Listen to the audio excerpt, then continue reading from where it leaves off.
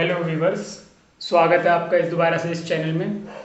इस पार्ट के अंदर हम कंटिन्यू करने जा रहे हैं chapter 7 class 10 coordinate geometry exercise 7.1 को हम कंटिन्यू करेंगे।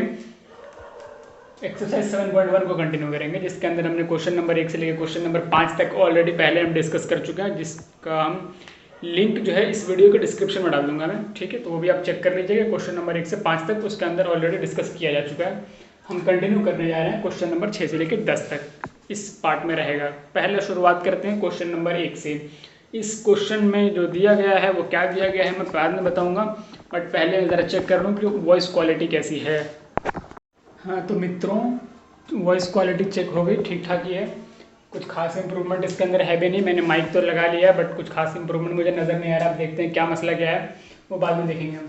तो क्वेश्चन नंबर 6 को हम डिस्कस करने जा रहे हैं। आपके पास अगर किताब है तो आप देख लीजिए, क्योंकि मैंने क्वेश्चन लिखे नहीं है बोर्ड पे, बट मैं दिखा देता हूँ। क्वेश्चन नंबर 6 जो है आपका ये है, name the type of quadrilateral formed if any. अगर कोई क्वाड्रिलेटरल बन रहा है तो कौन सा है, उसके लिए रीज़न देने। बन रहा है ऐसा मुराद है कि आपको 3 क्वेश्चन दिए गए हैं और हर एक क्वेश्चन के अंदर 4-4 कोऑर्डिनेट्स दिए हैं। यहाँ नज़र आ रहा होगा आपको, ये कोऑर्डिनेट्स हैं, 4-4 कोऑर्डिनेट्स। इन कोऑर्डिनेट्स को मिला करके अगर कोई क्वाड्रिलेटरल फॉर्म होता है तो उसी को आपको चेक करना कि इफ़ एनी अगर हो रहा है तो कौन सा क्वाड्रिलेटरल है, उसके लिए आपको रीज़न भी देने पड़ेंगे। तो हम स्टार्ट कर रहे हैं क्वेश्चन नंबर 6 से। क्वेश्चन नंबर 6 के अंदर जो पहला पॉइंट है वो ये है, जिसमें जो 4 कोऑर्डिनेट्स दे रखे हैं वो कुछ ऐसे हैं: -1, -2, 1, 0, -1, -2, -3 और 0। हमने हमेशा की तरह ही इनका नामकरण कर दिया है, A, B, C and D। ये 4 नामकरण कर दिए चारों पॉइंट्स के लिए आसानी में। अब हमने क्या करना है भाई, डिस्टेंस फार्मूला लगाना है, डिस्टेंस चेक करना है कि हर एक कोऑर्डिनेट के बीच की जो सेपरेशन है वो कैसा है और उन दोनों का रिलेशन किस तरीके से। अगर रिलेशन है मतलब कि दोनों बराबर हैं या बराबर नहीं हैं, दोनों के अंदर अगर बराबर हैं भी तो चारों बराबर हैं, फिर उसका किस तरीके से सारे रिलेशन में चेक करने के बाद ही पता लग पाएगा कि ये 4 मिल करके किस टाइप के क्वाड्रिलेटरल बना रहे हैं, वो तभी पता लगेगा ना। तो इसीलिए हम क्या करने जा रहे हैं कि डिस्टेंस फार्मूला अप्लाई करेंगे और सेपरेशन चेक करेंगे कि किस तरीके का सेपरेशन है और इन दोनों में क्या क्या रिलेशन बनने वाला है। तो ए बी का हम डिस्टेंस सेपरेशन चेक करेंगे, x2 - x1 का whole square plus y2 - y1 का स्क्वायर। सारी चीज़ें अंडर रूट में रहेंगी। ये इक्विट मतलब ये डिस्टेंस फार्मूला है सिंपली, तो वही हमने अप्लाई किया यहाँ पे। अब x2 - x1, ए बी के अंदर x2 आपका 1 है और x1 जो है वो -1 है, तो x2 माइनस का साइन तो रहेगा ही, फिर -1 का होल स्क्वायर, जिसके अंदर आपके माइनस इंटू माइनस प्लस 1 बन जाएगा और 1 + 1 2 हो जाएगा, 2 का स्क्वायर 4 हो जाएगा। ठीक है, मैंने थोड़ा सा स्टेप कम करने के लिए, क्योंकि जगह कम है तो मैंने सारे स्टेप्स लिखे नहीं हैं। तो यहाँ पे 2 हो जाए, 2 का स्क्वायर हो जाएगा और यहाँ पर ही माइनस इंटू माइनस प्लस है, प्लस का मतलब +2 का स्क्वायर, तो 2 का स्क्वायर यहाँ भी, 2 का स्क्वायर यहाँ भी 4, यहाँ भी 4, 4, 4, 8 हो जाना है अंडर रूट के अंदर, जिसको हम 2√2 लिख सकते हैं, है कि नहीं। 2√2 लिख सकते हैं ना जी। तो ए बी हो जाएगा वो। अब ए बी के बाद बी सी का सेपरेशन चेक करिए। बी सी के सेपरेशन को चेक करने के लिए वही x2 आपका ये रहेगा, x1 ये रहेगा, y2 ये रहेगा, y1 ये रहेगा। वैल्यूज पुट करेंगे आप और इनको सॉल्व करेंगे तो फिर से √2 ही आएगा बी सी बी।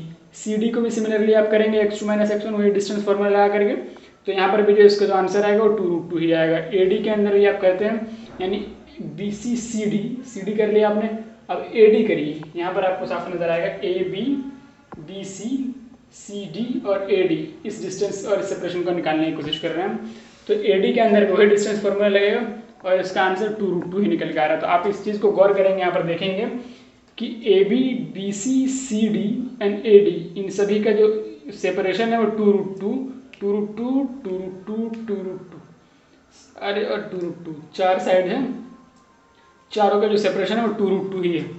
तो इसका मतलब ये होगा कि ऑल साइड्स आर इक्वल। अब ऑल साइड्स आर इक्वल है तो सही, इस प्रॉपर्टी के साथ हमारे पास 2 ऑप्शन बनते हैं, either it can be rhombus, उसके भी चारों साइड बराबर होते हैं भाई, और either it can be square के अंदर भी चारों साइड बराबर होते हैं।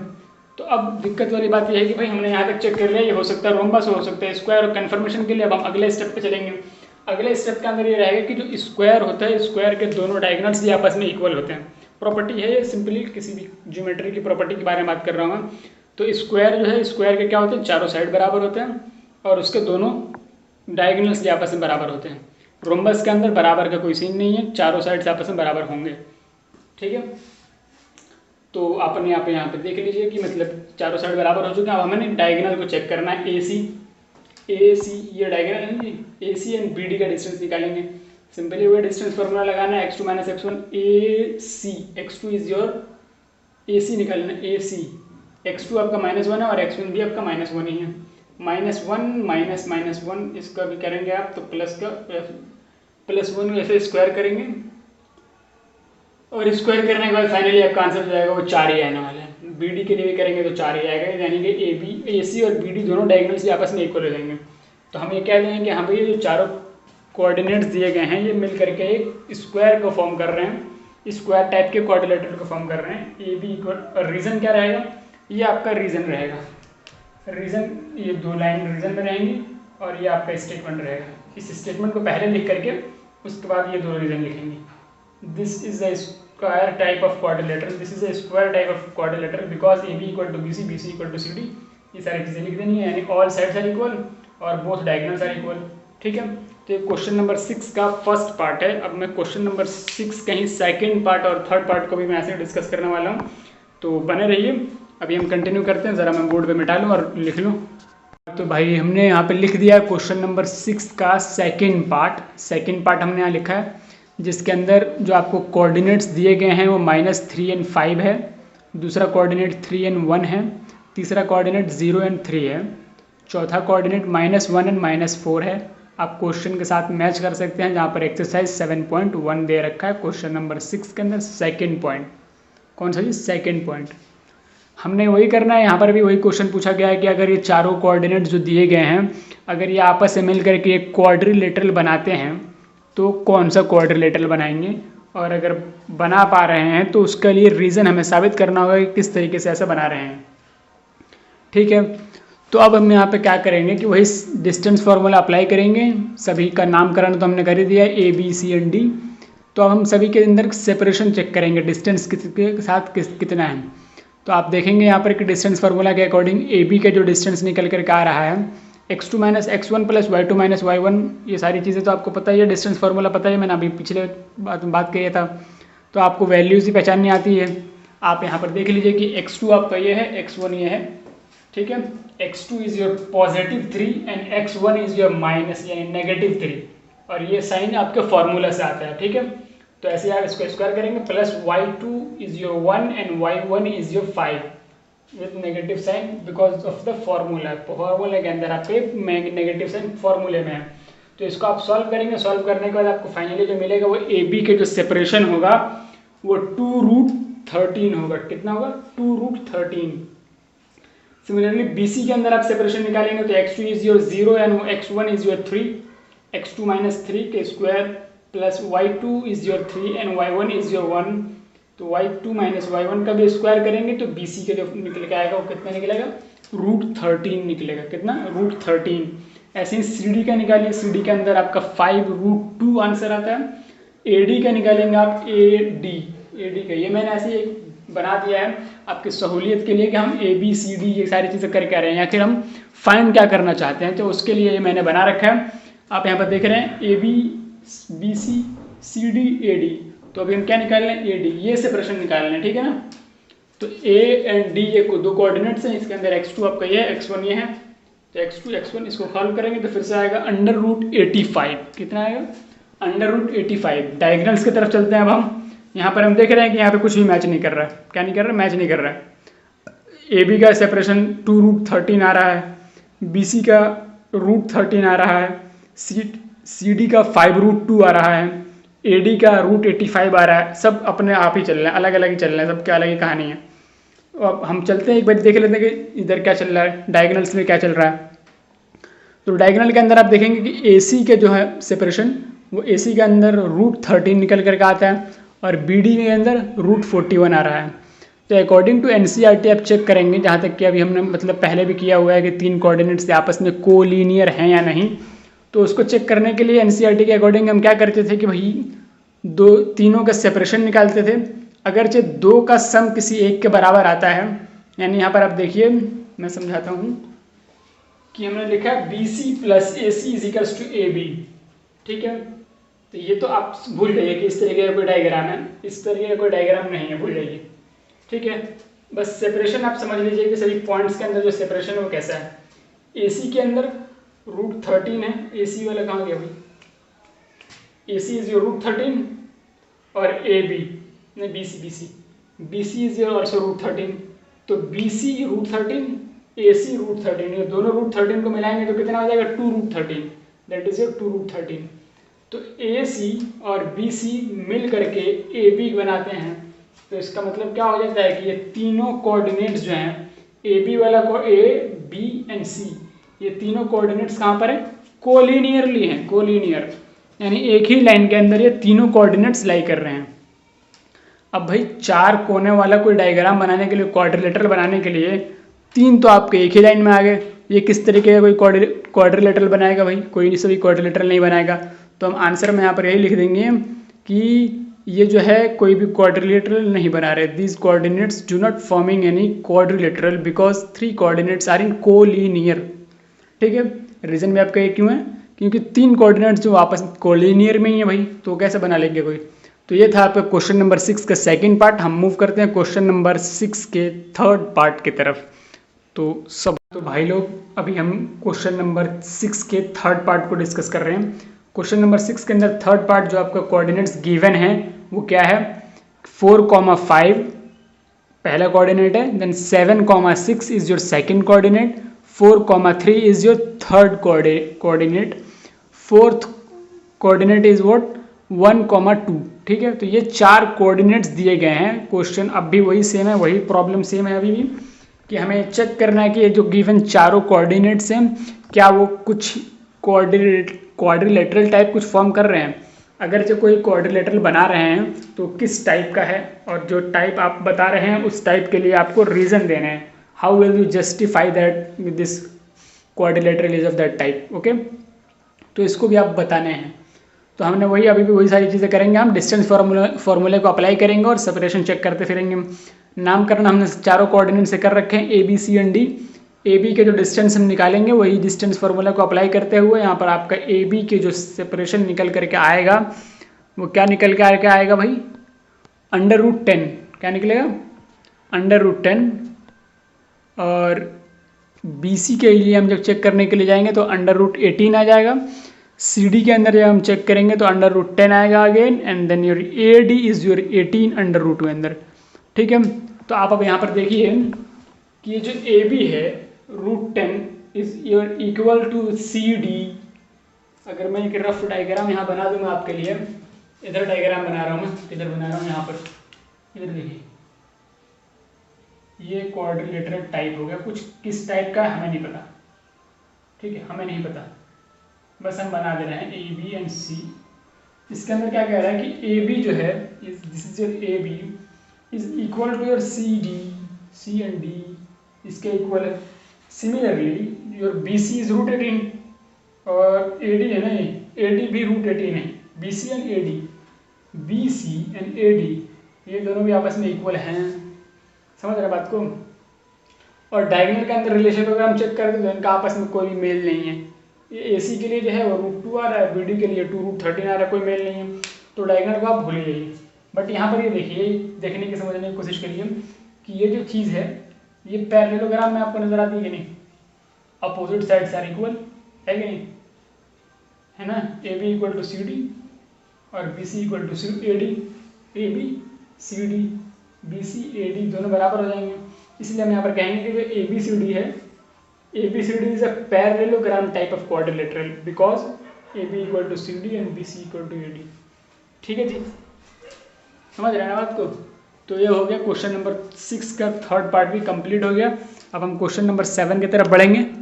ये कंप्लीट हो गया ना, ये किस टाइप का क्वाड्रिलेटरल फॉर्म कर रहा है, पैरेललोग्राम का। ये मैंने थोड़ा शॉर्ट में लिखने की कोशिश की है, पैरेलल बना करके GM लगा दिए, पैरेललोग्राम ही लिखते हैं इसे शॉर्ट में। तो क्वेश्चन नंबर 7 लिखता हूँ अब मैं, और उसको फिर एक्सप्लेन करते हैं। क्वेश्चन नंबर 7 पे आपने क्या पूछ रखा है, मतलब बुक में क्या क्वेश्चन नंबर 7 पे क्या पूछता है कि find the point on x axis. x axis पे हमें एक पॉइंट पता करना है कि उसका कोऑर्डिनेट क्या है। एक पॉइंट है जिसका कोऑर्डिनेट अपने को पता करना है, किस पर है, x एक्सिस पे। x एक्सिस पर होने से मतलब है कि यहाँ पर y की वैल्यू जो रहेगी ना, y कोऑर्डिनेट की, वो 0 रहेगी। जब भी आपसे कभी ऐसा क्वेश्चन पूछा जाए कि एक्स एक्सिस पे कोऑर्डिनेट बताओ, तो इसका मतलब है कि वाई की जो वैल्यू है वो 0 है। कभी पूछ ले जाए कि वाई पे आप कोऑर्डिनेट बताओ, तो इसका मतलब ये होगा कि एक्स की वैल्यू वहाँ पर 0 है। ठीक है, एक्स एक्सिस पर अगर आप चेक कर रहे हैं तो वाई की वैल्यू 0 होगी, और वाई एक्सिस पर अगर आप चेक कर रहे हैं तो एक्स की वैल्यू 0 हो जाएगी। ठीक है, तो ये तो अच्छी, मतलब ये तो एक जानने वाले और समझने वाले, दिमाग में रखने वाली बात थी। अभी हम शुरू करते हैं कि ऐसे एक हमें पॉइंट पता करना है जो कि इक्वी डिस्टेंस हो। कहाँ से? ये जो दो कोऑर्डिनेट्स दिए गए हैं ना, 2, -5 एंड -2 एंड 9, ये दो कोऑर्डिनेट्स दिए गए हैं, इन दो कोऑर्डिनेट्स से इक्वी डिस्टेंस पर है कौन? आपका ये third point that you have to find for the coordinate. ठीक है, उसे कोऑर्डिनेट को पता करने के लिए आपको यही चीज़ पता करना है। तो रिलेशन आपको दे रखा है इक्वी डिस्टेंस पे है, तो हम सपोज कर लेते हैं कि इस तरीके के अरेंजमेंट है। कैसे अरेंजमेंट है? ऐसी कुछ अरेंजमेंट है कि ये लाइन हो गया, इस लाइन के ऊपर ए पॉइंट जो है वो 2, -5 जो यहाँ पे लाई कर रहा है, बी जो है वो -2 एंड 9 यहाँ पर लाई कर रहा है, और इन दोनों के बीच में कहीं लाई कर जाता है जेड पॉइंट, ए बी और जेड पॉइंट यहाँ पे लाई कर दे रहा है x, 0 के साथ। x की वैल्यू अपने को पता करनी है, वही x एक्सिस की वैल्यू हो जाएगी, और y की वैल्यू तो हमने 0 मान ली है। मानने का क्या बात है? वो बात ये इसी है, स्टेटमेंट ही ऐसा है कि x की वैल्यू 0 हो जानी है। तो वही फिर से हम अप्लाई करेंगे इक्वी, वो क्या नाम है उसका, डिस्टेंस फॉर्मूले को अप्लाई करेंगे। ठीक है, और इन दोनों को इक्वेट कर देंगे, दोनों को इक्वेट कर देंगे, यानी ए जेड की जो दूरी है वो बी जेड के बराबर है। तो वही हमने यहाँ पे कर रखा है। आप देखें अगर, तो यहाँ पर नज़र आ रहा होगा आपको, आ रहा है ए बी, मतलब A Z equals to B Z, और वही फॉर्मूला रहेगा x2 - x1 वाला हिसाब किताब। उसके हिसाब से आप जब शुरू करेंगे तो यहाँ पर आप देखिए, यहाँ पर कि A Z is equals to B Z, A Z की वैल्यू ए और जेड, x2 - x1 का स्क्वायर करेंगे प्लस y2 - y1 का स्क्वायर करेंगे तो सिंपली स्क्वायर हो जाएगा। बट यहाँ पर जो है ना आइडेंटिटी लग रही है, क्या लग रही है? x - 2 यानी a - b के होल स्क्वायर वाली आइडेंटिटी, ये नजर आ रहा है कि नहीं? Let me check whether it is inside the frame और नॉट। या it is inside the frame. यहाँ पर आप देखिए, कहाँ पे? यहाँ पे a - b का square equals to a square plus b square -2ab, यहाँ पर वो वाला लग जाएगा, आइडेंटिटी लग जाएगी। उसके हिसाब से आप इसको सॉल्व करिए। सॉल्व करने के बाद इसको सिंपली 25 का स्क्वायर 25 हो जाएगा। एक तरफ ये हो गया, दूसरी तरफ जो है ना इसके तरफ थोड़ा सा खेल चल रहा है साइन का। साइन का खेल इसलिए चल रहा है, देखिए -2 एंड -x, समझ रहे हैं ना? -2 एंड -x, तो हमने क्या कर रखा है कि इसमें से माइनस हमने कॉमन ले लिया है। माइनस कॉमन ले लेंगे तो अपने पास ये क्या बन जाएगा? a + b के स्क्वायर वाली आइडेंटिटी लग जाएगी। a + b के स्क्वायर के आइडेंटिटी भले ही लग जाएगी, तो ऐसे हो जाएगा a square plus b square plus 2ab। अब a तो आपका -2 ही है ना, a की वैल्यू क्या है? -2 है, b की वैल्यू भी आपके लिए -x ही है कि नहीं? बट अब यहाँ पर आपके पास प्लस हो चुका है। तो अब क्या करना है कि साइन समझने के लिए, जैसे यहाँ पर मैंने प्लस साइन लेके लिख रखा है कि 2 का स्क्वायर प्लस x का स्क्वायर, प्लस यहाँ पर कैसे आया? यहाँ पर प्लस से कैसे आ गया? क्योंकि इसके हिसाब से आया है, ठीक है ना? इसके हिसाब से आया है। अब ये क्या होगा कि ये प्लस इंटू माइनस माइनस हो जाएगा, फिर माइनस इंटू माइनस प्लस हो जाएगा, तो 4x जो होगा वो पॉजिटिव का हो जाएगा, और 81 तो 81 ही है। ठीक है, अब यहाँ पर आप देखेंगे इसका स्क्वायर करेंगे तो 4 हो जाएगा, इसका स्क्वायर ऐसे रह जाएगा 2 × 2 4 -4x यहाँ पर है, इस तरफ पॉजिटिव 4x है। पॉजिटिव 4x जो है यही एक बड़ा मतलब कि गेम चेंजर है, यही बदलेगा, और इसी से अपने को x की वैल्यू मिल रही है। अगर इधर साइन में कुछ गड़बड़ी हुई ना तो ये यहाँ पर नहीं मिल पाएगा आपको 4x पॉजिटिव में, और पॉजिटिव में 4x अगर नहीं मिलेगा तो काम खराब हो जाएगा। तो यहाँ पर इसको संभाल के लाना है यहाँ तक, क्यों? तो 4 कैंसिल हो जाएगा, x स्क्वायर कैंसिल हो जाएगा, ये -4 इस तरफ आएगा, ये भी तो -8x हो जाएगा, 8x हो जाएगा, और ये उस तरफ चला जाएगा 81 - 25 विल बी 56, तो -8 = 56। अब x = क्या हो सकता है? 56/8, that will be your x = 7। x = 7 अगर हो जा रहा है तो इसका मतलब क्या होगा कि हमारा कोऑर्डिनेट है, यानी जो हमारा पॉइंट होगा उस पॉइंट का कोऑर्डिनेट क्या होगा? 7,0, यानी यहाँ पर जो कोऑर्डिनेट होगा वो क्या होगा? 7,0। हमने पता लगा लिया कि जो पॉइंट होगा कौन सा पॉइंट होगा? x एक्सिस पे जो 7 है ना, that will be the point which can be at the equidistance from the given to these points। समझ रहे हैं ना आप? यहाँ से इक्विडिस्टेंस पर होने के लिए ज़रूरी है कि वो x एक्सिस पे 7th पोजीशन पे हो। तो ये हो गया आपका क्वेश्चन नंबर 7। अभी हम बात करते हैं क्वेश्चन नंबर 8, 9, 10 भी बाकी है यार। अभी तो वीडियो बहुत लेंदी हो गया है, देखते हैं एक साथ करेंगे फिर अलग अलग। तो क्वेश्चन नंबर 8 की तरफ चलते हैं।